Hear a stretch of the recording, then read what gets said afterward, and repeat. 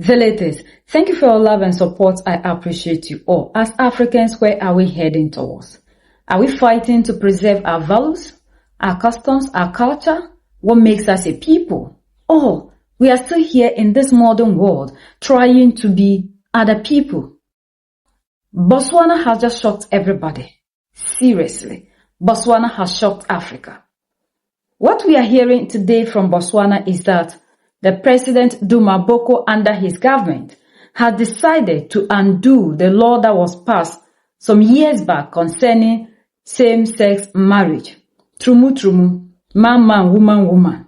According to them, this ban has to be lifted so that it's like we are in a free world. Any other person can decide to do what you want to do because that law makes it a crime. If you are caught in the act, you'll be jailed for 7 years. But this time around, they've taken it, it's like they have reversed it.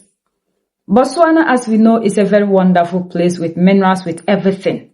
But Duma Boko is a man that, for now, a lot of young people still have hope because of the speeches that he gives, talking about how we need to reclaim everything that makes us a people. So if we are talking about reclaiming the African power, are we referring to taking some things and leaving others? Because what we know in the African society is that when it comes to trumu, man, woman, we are not into that because we believe in recreation.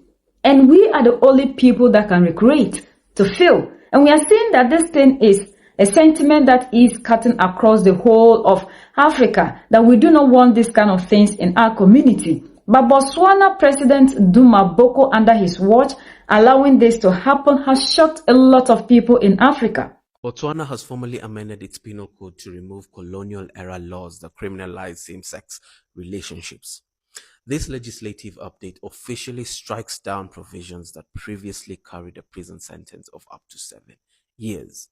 While the country's High Court effectively decriminalized consensual same-sex acts in a landmark 2019 ruling, this week's move aligns the written legal code with that judicial precedent.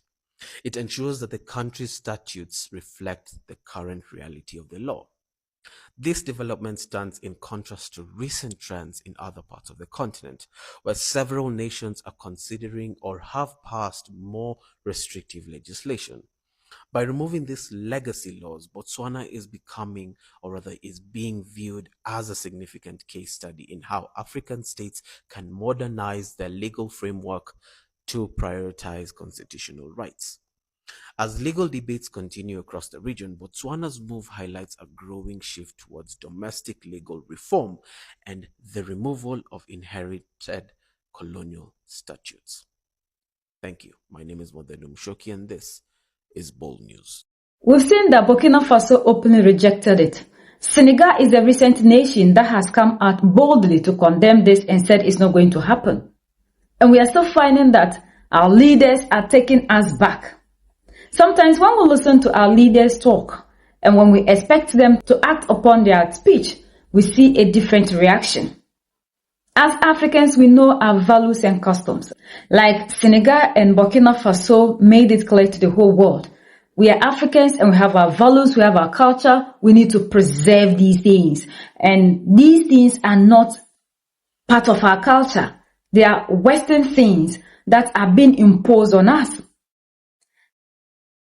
Seriously, Africa is shocked. Because Duma Boko is not somebody that we expect that he will go in line with this kind of thing. But anyway, we don't have to be surprised because when it comes to these democratically elected, we should expect anything. But one thing we need our leaders to understand, just as they are preaching about taking control over the resources, take control over this and that, they should also understand that they need to fight for the African identity, the African culture, the African everything.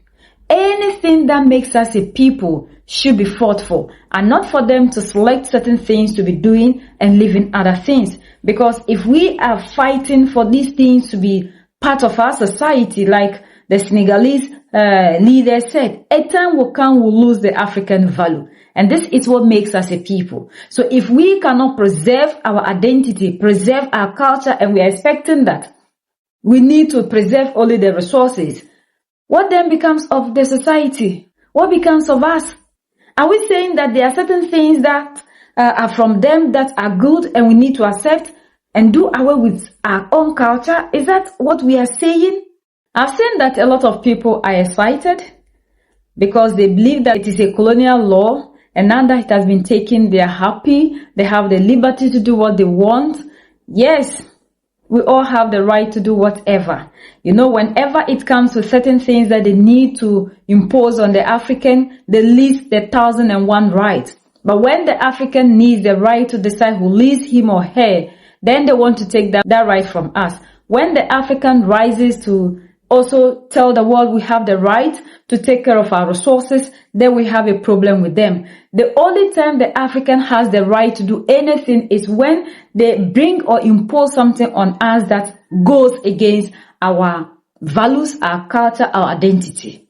Anything that isn't going to unify the African, that is when we have the right to do it. But whatever that is in the benefit of the African, we do not have the right when it comes to that. And this is amazing. And we need to reconscientize the mentality of the African, because we have lost who we are. Identity are taken away. And the more these people continue to be accepting the things that are not the African, will continue to be losing who we are. All these things are only imposed on the African. You can't take them to any other place, not the Arab world, but it is only in Africa, because we have leaders who go to any length just to please the few people who are trying to make sure that the African identity is completely taken out. And that is why they made us to believe that everything European is beautiful. Everything European is beautiful. So today, African is doing everything possible to be like other people and not to be like ourselves. And it's painful. We are the only ones that can set ourselves free. United we stand, divided we fall, and united we keep standing forever and ever. The greatest enemy of the African is mental slavery. So let's decolonize ourselves from mental slavery. Let's keep sharing to educate our brothers and sisters. Together we make Africa great for ourselves and the next generations that are going to come. So that's the latest around the world. In Africa, Southern Africa, and in Botswana.